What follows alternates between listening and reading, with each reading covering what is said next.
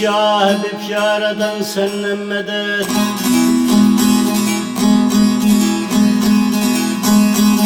Ey felek senden elleşmeye bile bir meydan olan aslakın kapısı bir adil divan olan. Gelmiş idi mürşidin derdime deva bulay. Kim bilirdin o gelende hak ile ihsan olamay. Benim balamay, benim balamay.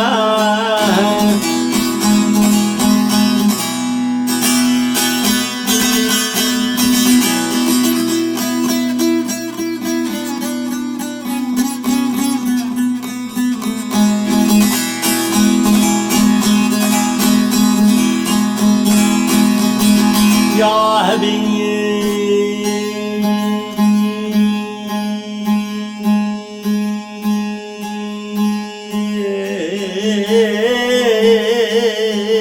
yaradan senden medet. Ey perin zülfün gölgesinde bir kadem yatmak gerek. Tabutu selve ağzı kefenim yaprak gerek. Tez yuvun tezde yollayın menzile yetmek gerek. Nasıl kıydım bargahım bir bile cavan olan ay benim balamay, benim balamay.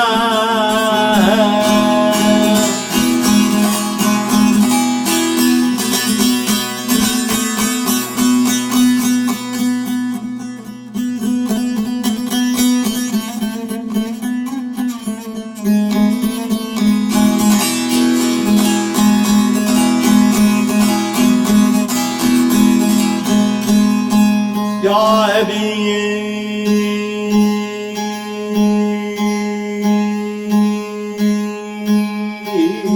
ya Habib yaradan senden medet. Bir bağı ki deremezsen derip hendam eyleme. Bir gönüllü yapamazsan yıkıp bir an eyleme.